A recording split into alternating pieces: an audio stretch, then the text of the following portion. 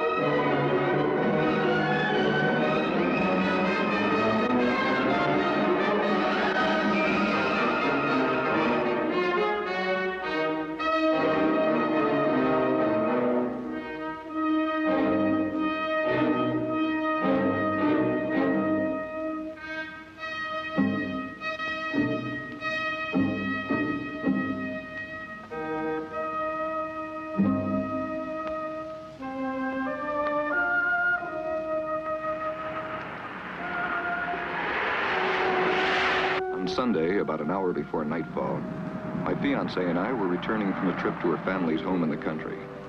Our wedding date was set. Everything was right with the world. We were on the way back to town to tell the good news to my father.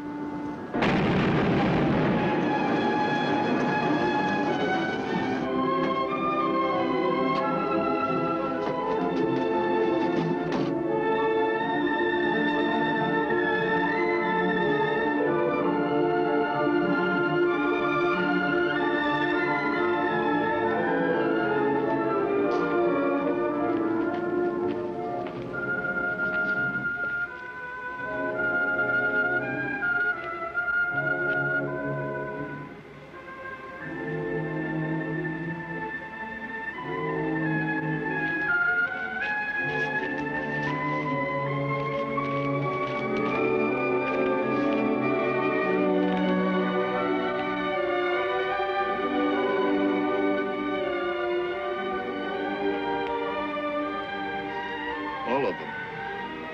Dead.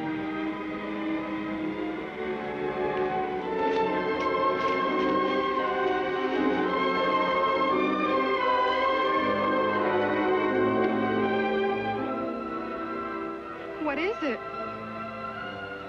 I don't know. 48 hours later, in Washington, a hastily summoned UFO committee anxiously awaited to see a special screening of top-secret Army films. Delaying the proceedings was the late arrival of Senator Walter K. Powers. All right, Garrett, let's go.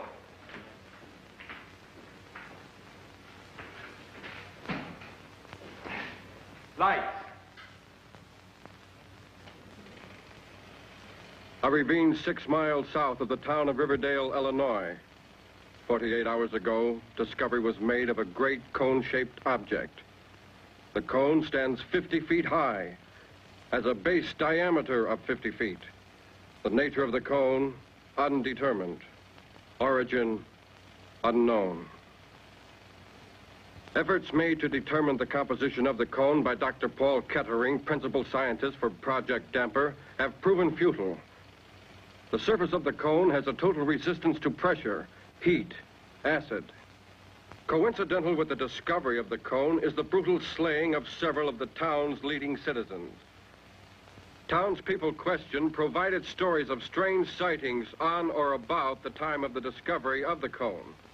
One report cited the appearance of a fiery horse-drawn chariot in the sky. All reports inconclusive. As of this report, the origin and the nature of the cone remain unknown. Lights.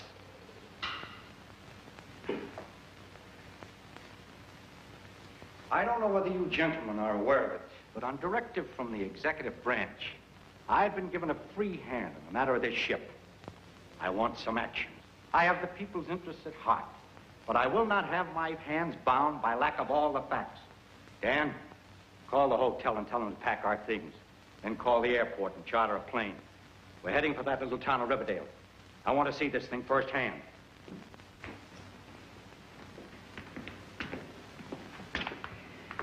Call the signal corps. Get General Prescott on the line. Say that Walter K. Powers will not tolerate departmental interference. That if that spaceship film has been doctored in any way, he stands in a very shaky position. Lay it on thick. I want him to keep so busy cleaning out his own closet that he won't find time to get in my way out there at that ship. I'll use the old investigation threat. That always works. Good. Garrett!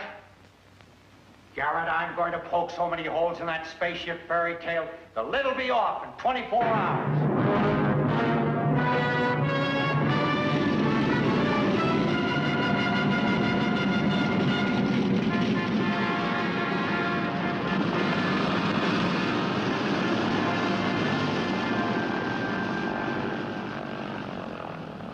Washington had wired ahead that Walter K. Powers was to arrive in Riverdale to take charge of the spaceship investigation. Powers had requested that there be no publicity whatsoever. Mr. Powers? Yes. Dan Walker. How are you? Where's the mayor? Oh, he's not here, Mr. Powers. I'm his son, Glenn Cameron. We wired ahead. Why isn't he here? Well, we've had some disturbing developments here in town, Mr. Powers. As of last night, we've got 3 murders in our hands. The mayor? No, at least we're hoping against it. He's disappeared, though. There's no word of any kind. Sounds to me like the Department of Law Enforcement has an abundant supply of bunglers. Do I have transportation? All right, let's get out to that ship or cone or whatever it is.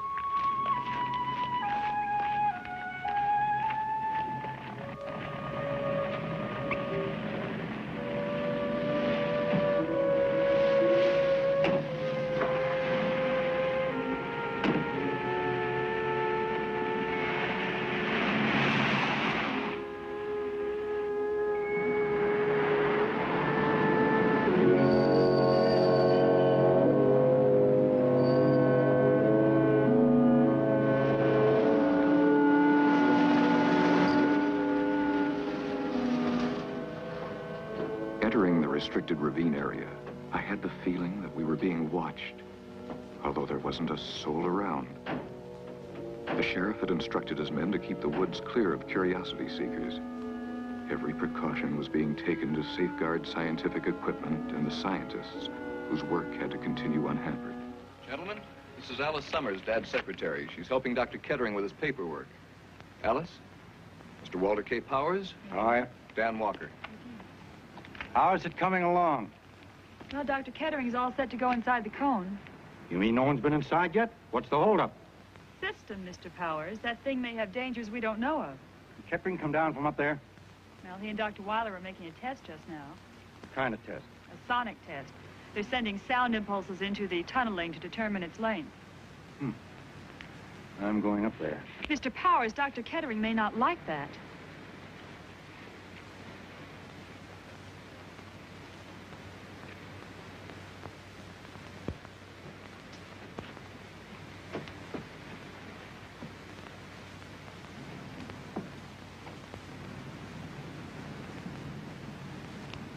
Dr. Kettering? You must be Walter K. Powers. I'm Dr. Weiler. I can see that. What's the matter with him? Is he hard of hearing? 39.7 ratio, test negative. Check.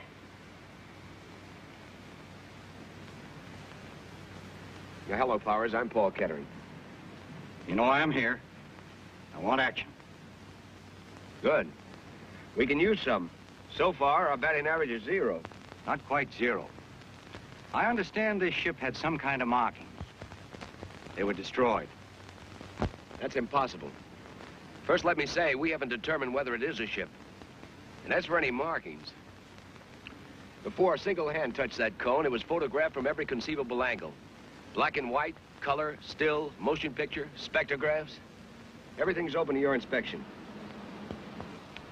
Who took these photographs? My staff and I? Look, this thing is indestructible. To remove any markings, you'd have to alter the surface. And that, Mr. Powers, is impossible. Nothing's indestructible. Give the wind enough time, and it can wear away a mountain.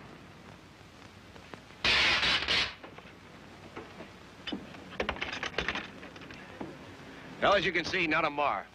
I've tried everything science knows of. Diamond bit drills, metal-eating acids, all with no success. Where does that opening lead? As yet, we don't know. Ship has to have a control room, place for an engine of some kind, place for fuel, living quarters. Yeah, well, since we can't determine what it's made of, you can scarcely expect anybody to know what its function is. Since we haven't found out what's on the other side of the metal by penetrating it, we can't find out what's down inside the tunneling. What's this?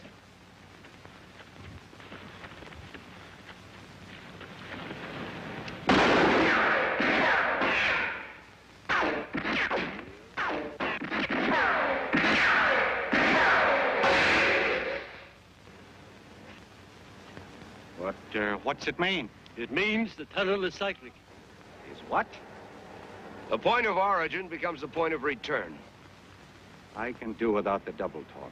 I don't like to push you, Kettering, but you science boys tend to get all wrapped up in your test tubes, and the obvious things escape your attention. I've got to have something to report. I want action, not theories. I want to know what's on the inside of that ship. Well, I suppose now's as good a time as any.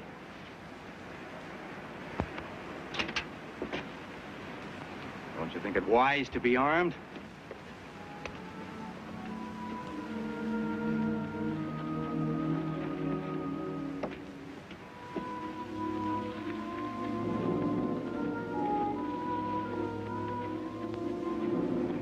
Come on now. What's really on the inside of that thing? I don't know.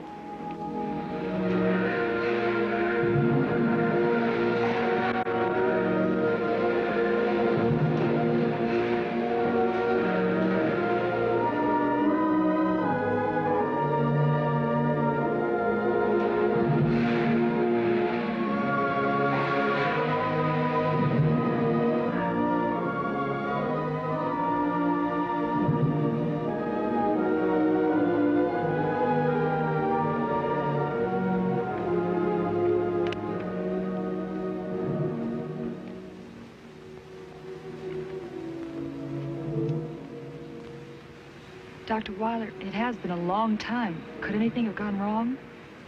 I don't know. How long has he been in there? Too long.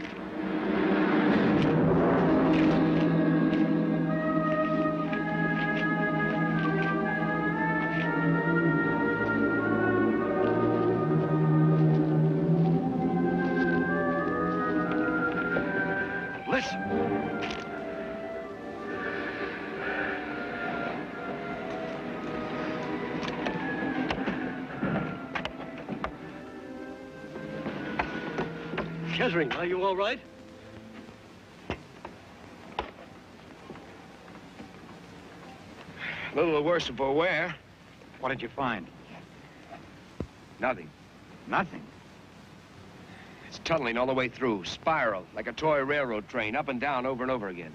Well, the thing has some purpose. What's it for? I don't know.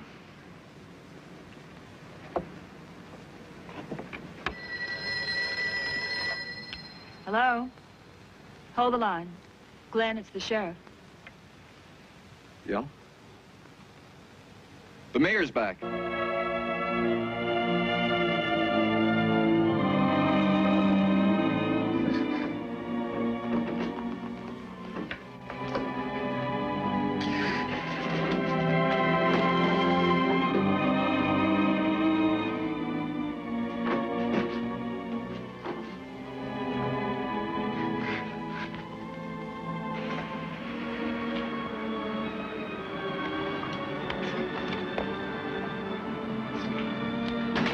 Hey, Glenn, he's still up there.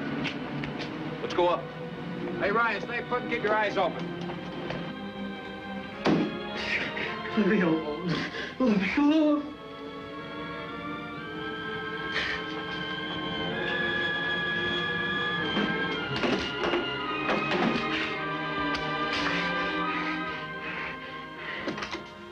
Dad, are you all right? Dad, you had us worried. You left no word. I left word with Alice. Alice, didn't you give him my message? Mayor Cameron, you didn't say anything to me. Oh, didn't I? I was sure I had. Where you been all this time, Mayor? Cameron, I'm Walter K. Powers, down from Washington. I'm here to keep this spaceship business in check. Don't you think you picked a very poor time to absence yourself from office?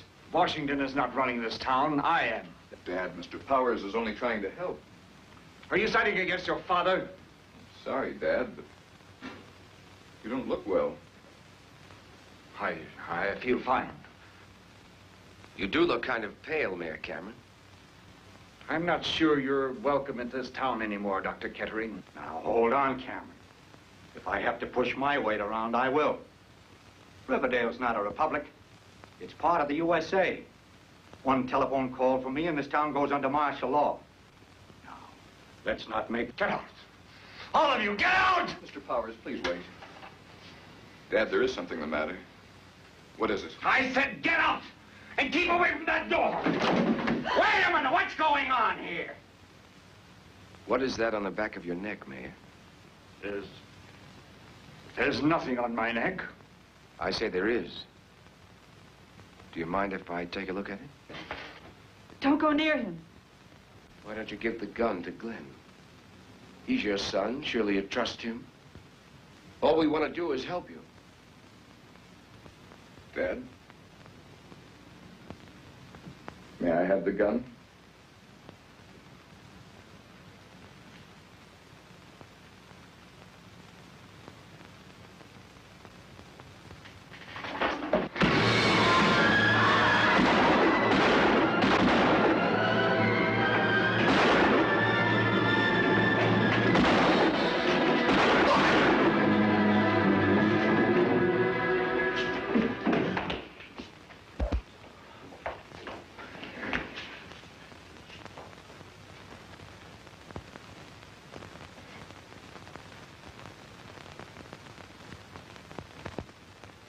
What's that on his neck?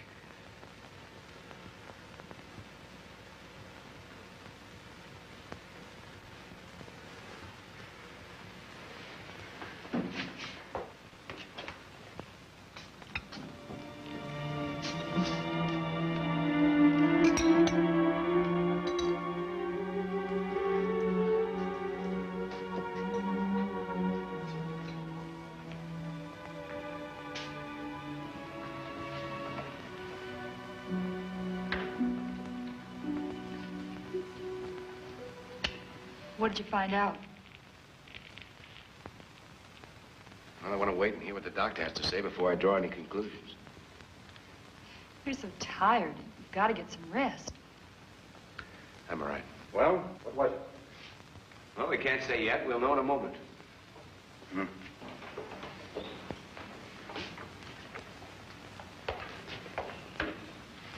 Oh, it's all right, Doctor. Go ahead. None of you should feel any sense of guilt about the mayor's death because of the shooting. What do you mean? He would have died anyway. It works like this, Powers. That thing on the back of the mayor's neck had two piercing instruments. They attached themselves to the central nervous system at the base of the neck. Now, we don't quite know how it worked, but when the thing was crushed and the instruments withdrawn, they secreted something in the form of an acid. And this acid destroyed the mayor's nervous system. So without the shooting, death would have ensued in, well, what would you say, Doctor? 24 to 48 hours. Just enough time for the acid to do its work. You mean if there are any more of these things around, and they get on somebody's back, the person will live only so long as the thing is left untouched? That's it. Because once this thing attaches itself to the victim's back, well, the victim isn't human anymore. Are you going to tell the others about this? Well, I have to tell them something. This is to be kept strictly confidential, Doctor. Will you make your report out that way? I understand. If you need me, feel free to call upon me, will you? I will. Thank you, Doctor. All right, we're sitting on a powder keg. Now, I want you to listen closely to everything I have to say and not repeat a word to anyone.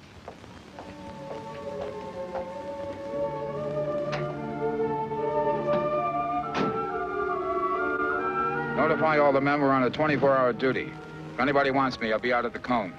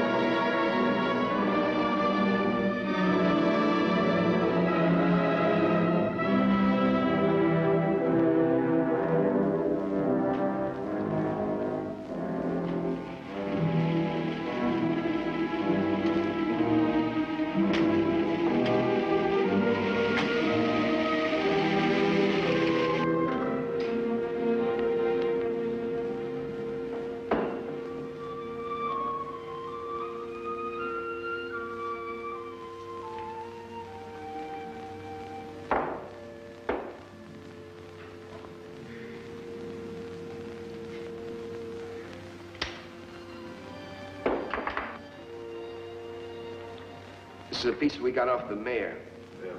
Reflex action like a snake. Cut a snake in half and the two pieces go off in different directions. How long can it do that? Oh, I'd say till the cellular structure begins to break down, I suppose. Second.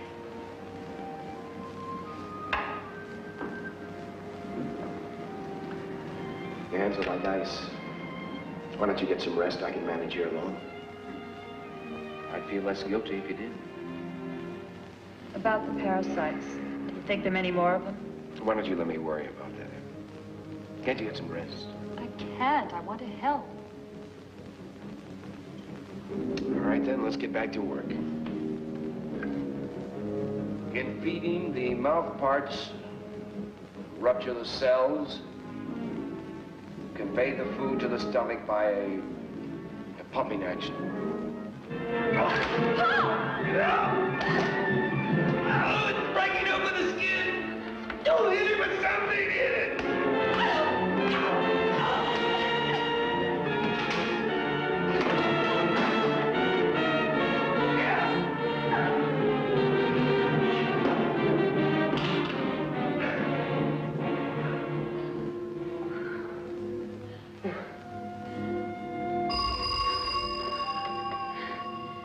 Hello?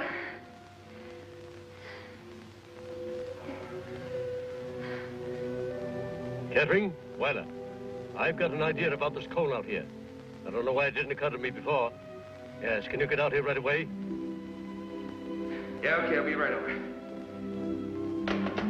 Weiler's come up with something. We'll have to pick up the others and go right over. It didn't take Kettering long to round up the others. Once again, we were on the way to the restricted area. Weiler had come up with a new angle. Of course, we all hoped that it was a solution to the mystery of the spaceship. As we entered the woods, we discovered that the roadblock signs had been removed from the highway, and there wasn't a guard on duty. At least we didn't see one. What is it? Look.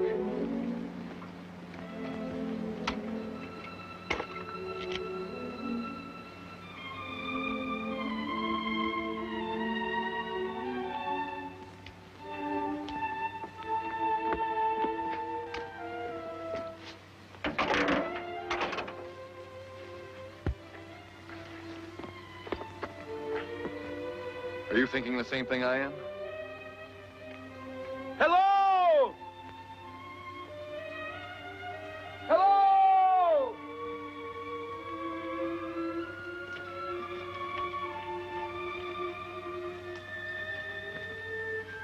Most modern rockets, those that are in the planning stage today, come in sections.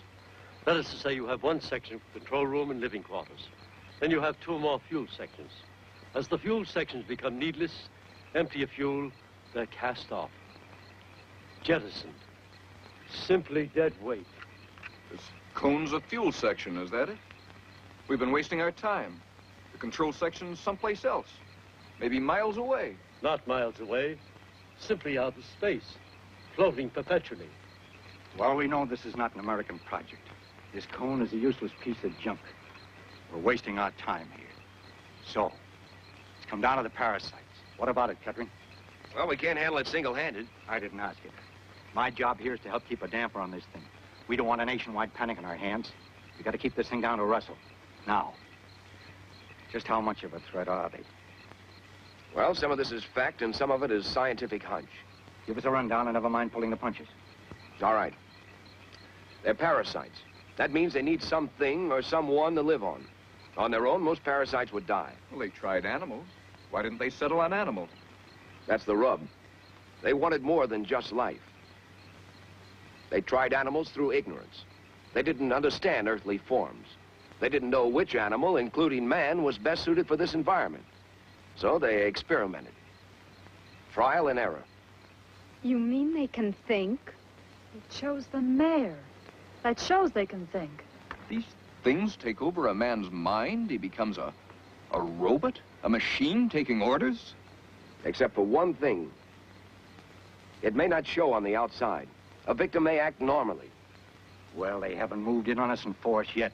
If we can find out where they're nesting, we may get the jump on them. There's another part to this ship, and we've got to find it.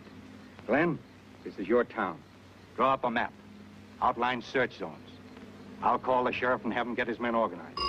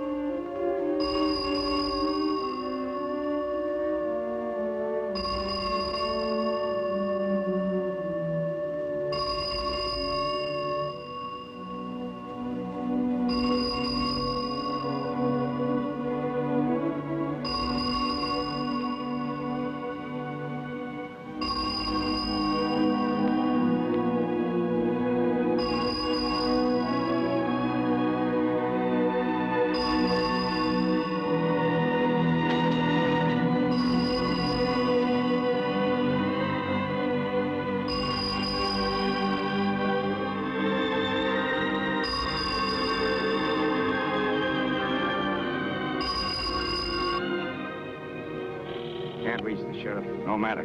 This calls for the state militia. I'll wire the governor. What about the folks in town? They'll know something's up if you call in the militia. You have a local radio station, don't you? I'll arrange for the radio station to make an announcement. We're having a civil defense drill. Nothing to get excited about, just routine. Well, here's the map. It's not a good job, but it's a map. You're not going to start a search now, are you? Why not? Oh, I just thought. Well, perhaps you're right. Now, I thought we'd break up into 3 groups. First thing, though, we ought to get the girls back into town. We're in on this, too. We'll search on our own if you won't take us. I'm not going to stay in town all by myself. Okay, I'll change it around. Kettering, you and Alice can take this area. Powers, Dan Walker, and Weiler can cover this area. Elaine and I will work here. And I think we ought to agree. If anyone finds a trace of the other part of the ship, go to the city hall. We'll meet back there. Nobody should act on his own. We'll need weapons. We have them in our supplies. All right, we've wasted enough time. Let's go.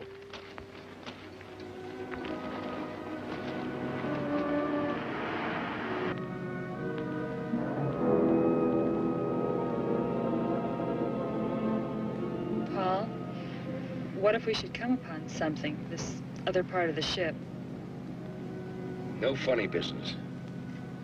We'll report back to the others. Scared? I'd be lying if I said I wasn't. I think we should have held off on this search. Do you mind telling me why? Because if there's another part of the ship, we do find it, we couldn't do very much about it, now could we? You don't talk very much, do you? That's why he's my assistant. Now, you take parrots. They're great talkers, lousy flyers.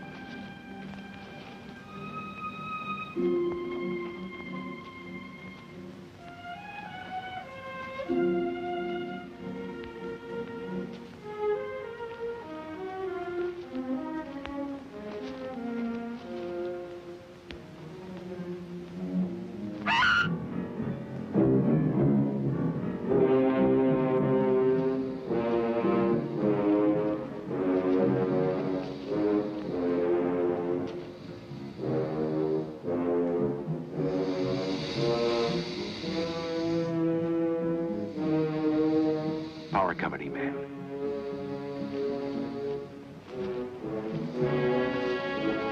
Is he? Yes.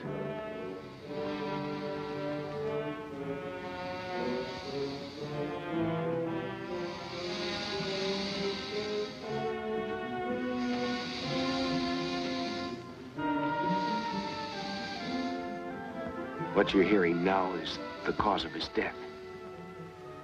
The smartest thing for us to do is to get out of here.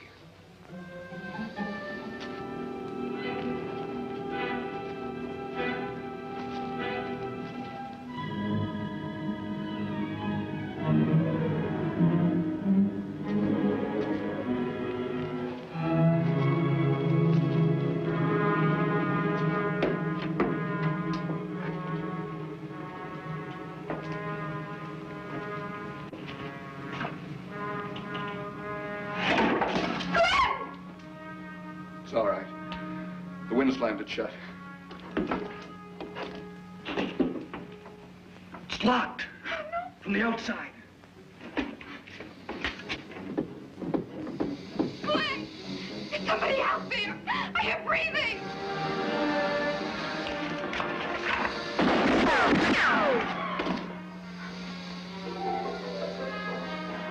Still breathing. Something's burning. There's a fire! Something's burning! Glenn!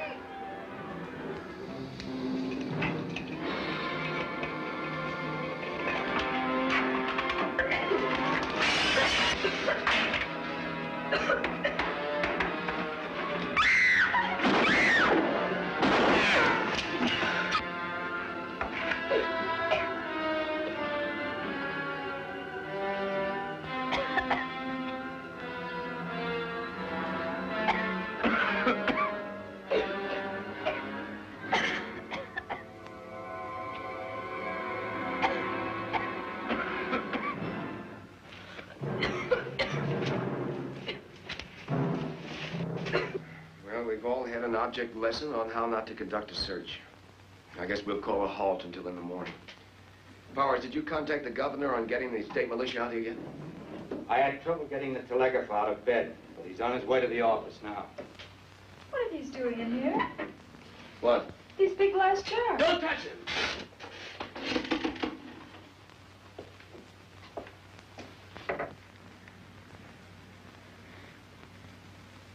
Unless I miss my bet, these jars are connected with the parasites. How?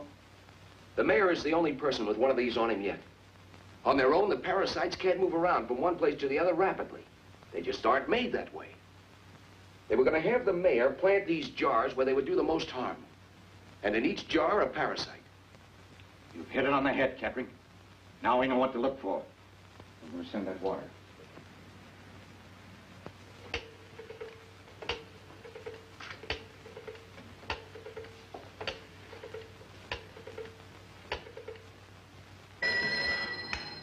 Telegraph office.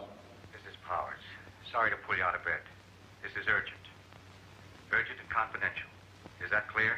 All right. What's the message? Governor Clinton, State Capitol. Governor Clinton, State Capitol. Situation urgent. Phone me at once. Care, Riverdale. Signed, Walter K. Powers. Hello? Hello? Yes, I'm still here. Have you got that message? Yes, I've got it. Situation urgent. Phone me at once. Care, Riverdale. Signed, Walter K. Powers. That's right. I want that sent direct. It's already there. Good. Thanks for getting out of bed. Good night. Everything peaceful here. Spaceship, pure bunk.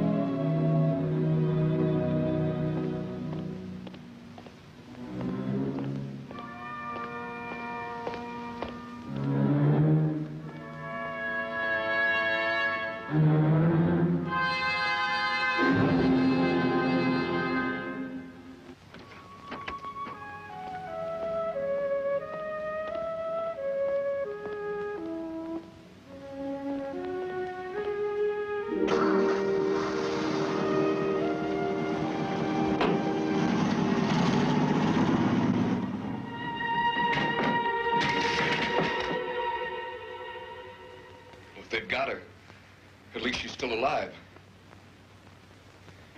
We'll find a way. No, it can't be. If I kill that thing, that means that we have to kill her.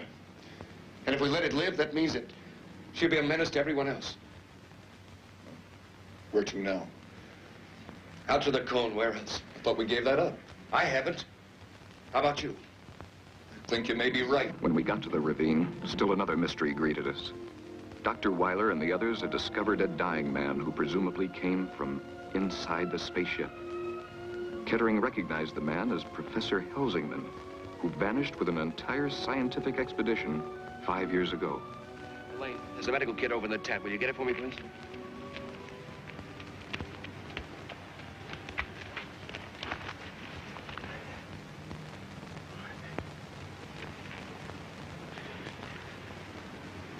Will he live? No, but he's going to, as long as science can make him.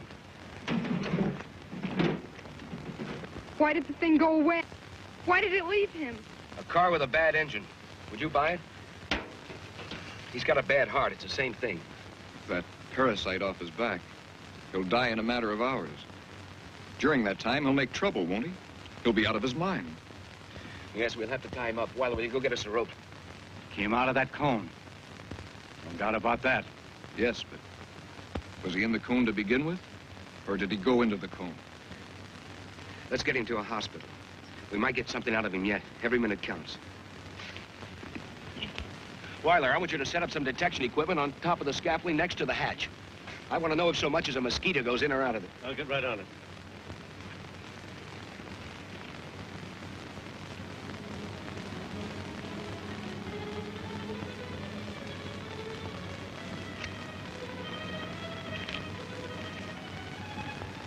Where were you last night? We could have used you. I don't know. I must have been out of the office. Why'd you take those two men off the roadblock? Let's face it, Kettering. If somebody wanted to pass the roadblock, all they have to do is skirt it. There's plenty of woods on both sides of the highway. That's why I took them out. Well, I want those two men that were stationed up there put down here at the foot of the scaffolding, okay? I'm cooperating.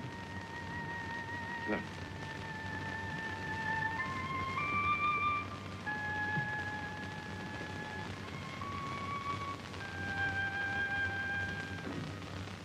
Your name is Helsingman. You are a professor of biochemistry at Wallingsford University. I studied under you. What are the parasites? Where do they come from? What do they want of us? You disappeared nearly 5 years ago. Where have you been all this time? You were given up for dead. Where is Dr. Cole, who vanished with you? Kettering. He knows it's you, Kevin. Get him to talk. You've got to. Helsingman, are the parasites from the cone? What is the secret of the cone? Carboniferous. Carboniferous? Carboniferous age. What's the Carboniferous age? 200 million years ago, the coal and oil forming period began. Geologists refer to it as the Carboniferous age. It was the age of insects. Giant dragonflies, 2 feet in wingspread. All kinds of insects, mammoth in size. You mean the parasites come from the Earth? They've survived in the Earth all this time? Death. Oh, death.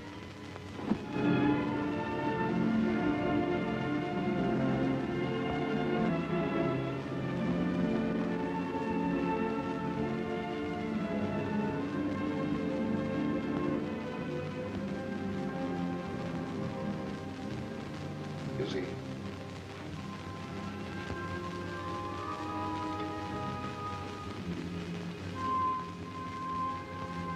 And it's not a spaceship. It's from below. Put me through to the governor's office in the state capitol. Who shall I say is calling, sir? Powers, Walter K. Powers. Put me through. I'm sorry, sir. The lines are busy. Well, keep trying. I'll keep trying, sir.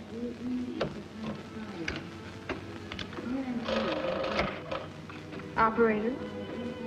I'm sorry, sir. That lines are busy. The governor should have called hours ago. There's no doubt in his mind as to the urgency of my wire. Are you sure it was sent? Positive, that is.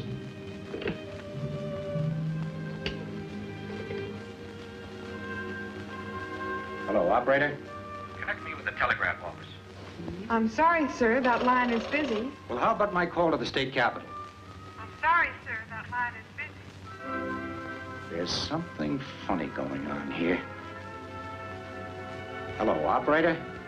Connect me with the water commissioner's office. I'm sorry, sir. That line is busy. All right, operator. Thank you. Well, that does it. They've got communications tied up. While Powers and Walker went to the radio station in an attempt to broadcast an alarm to the state capitol, Kettering and I stopped at the telegraph office to find out if the governor had sent a reply to Powers' urgent message. The place was dark. Seemed as though it was closed for the night. But Kettering noticed figures moving about inside. The telegrapher appeared at the door. Kettering asked him about the telegram Powers was expecting from the governor. The telegrapher was angry, his answer abrupt and negative. Kettering demanded an explanation, but was attacked instead.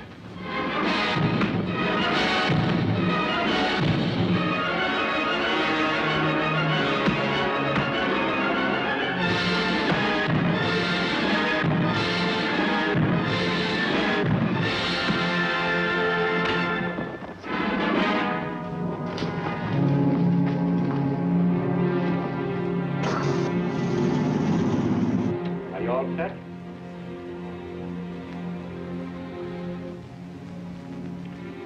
This is Walter K. Powers in Riverdale. This message is directed to anyone outside the Riverdale area who can hear my voice. I repeat, this message is directed to anyone outside the Riverdale area.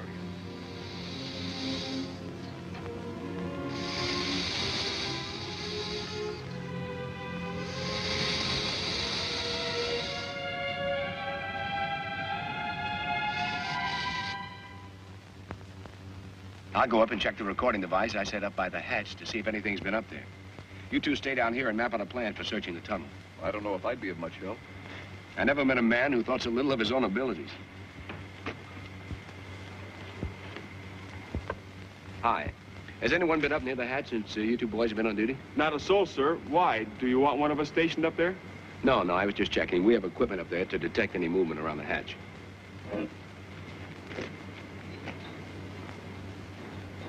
No one's been up there, sir. You can be sure of that.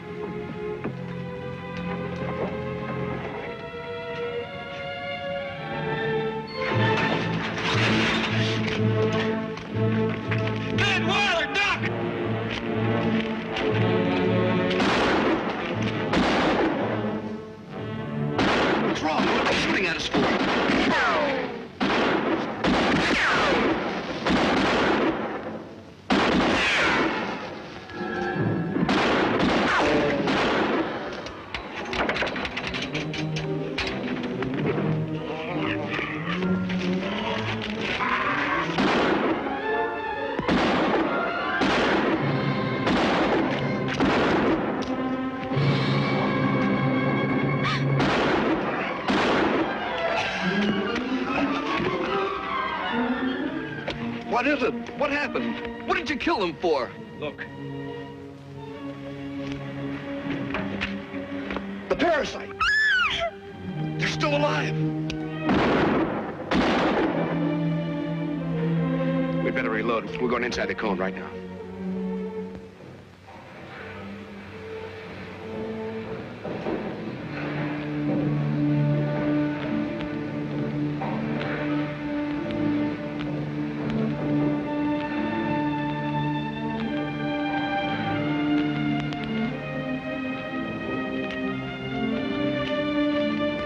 Where's Kettering and young Campbell? Went inside the cone. What?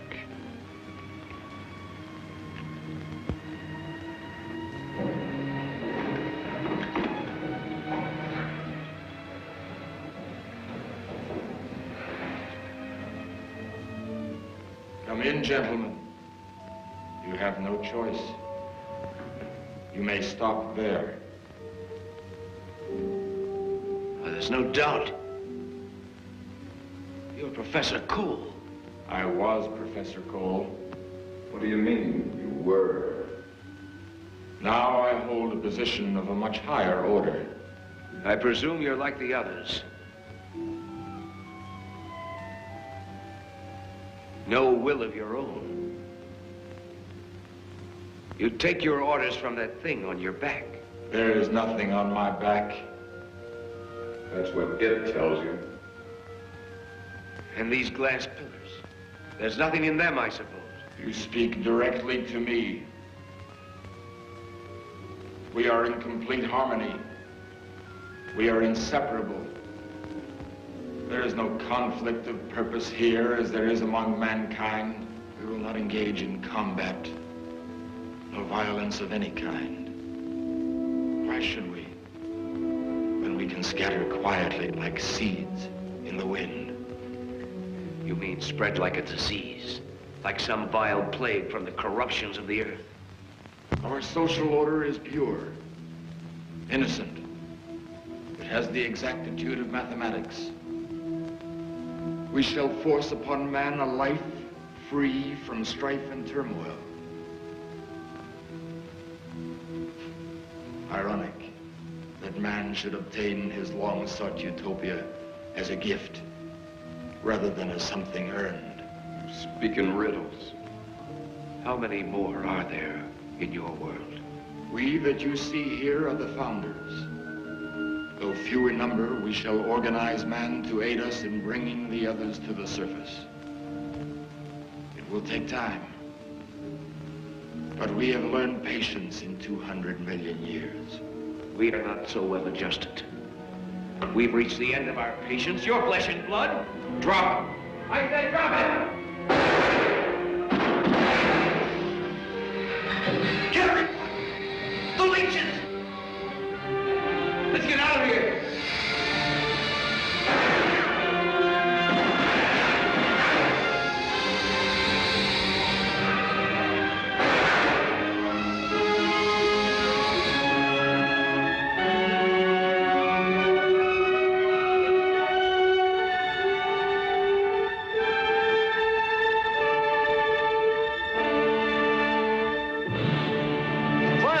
Up in the ravine, fast!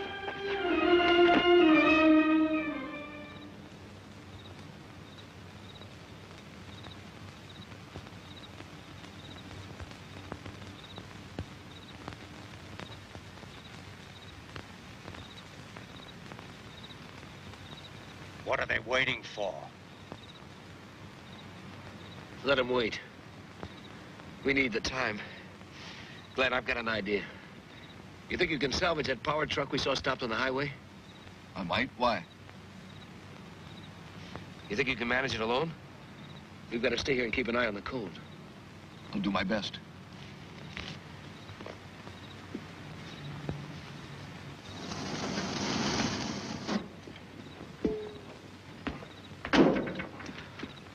What's that thing? It's a harpoon gun, more or less. Air pressure type. Power company uses it to get their lines over difficult terrains.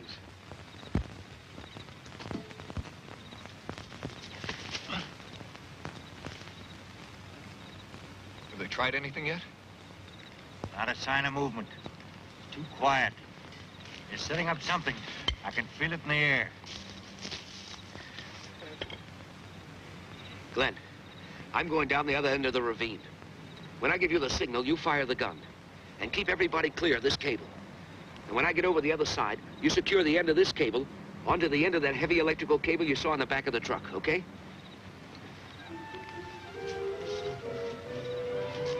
Kettering reached a point directly on the opposite side of the ravine and signaled for me to fire the harpoon gun.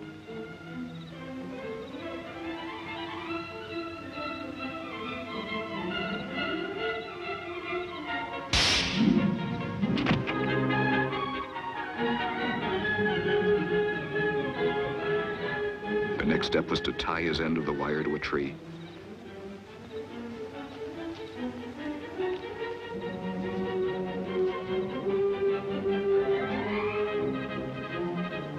I wasn't sure of Kettering's plan, but followed his instructions nevertheless. I made doubly sure that my end of the wire was firmly tied to the heavy electrical cable from the power truck. Then I signaled back to Kettering, and he started to pull the wire on his side. The electrical cable moved out over the ravine until it was strung but an inch or two away from the cone.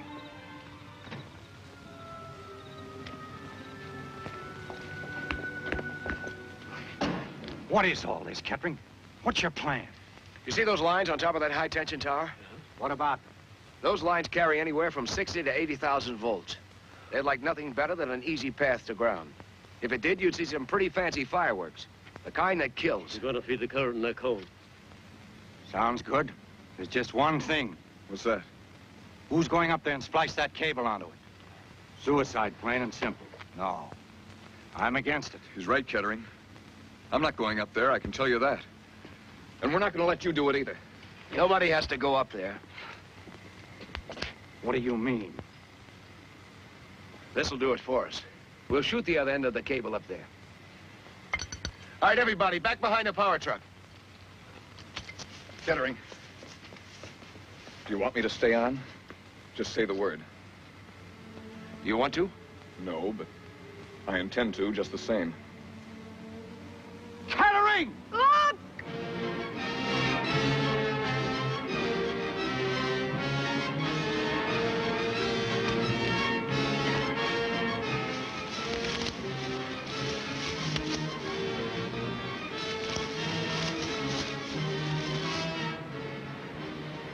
Paul, you must listen to me.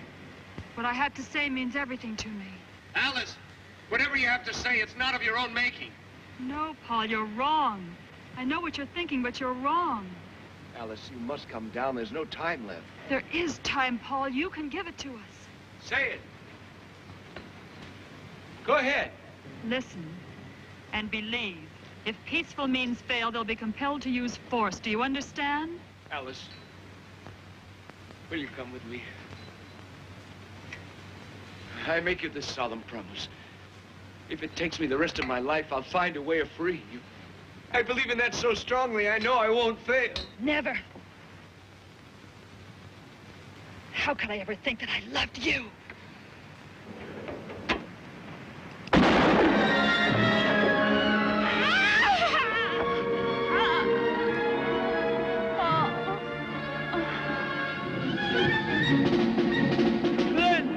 Fire the gun!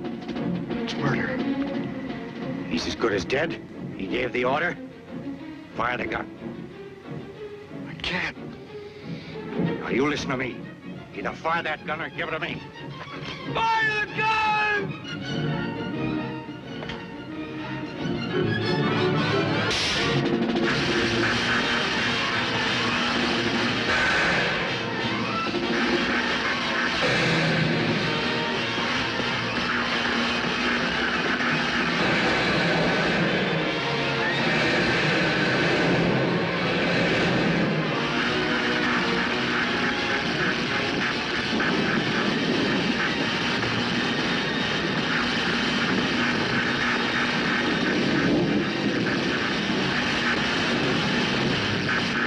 Nothing could have lived through that. We have to make sure. Let's get at it.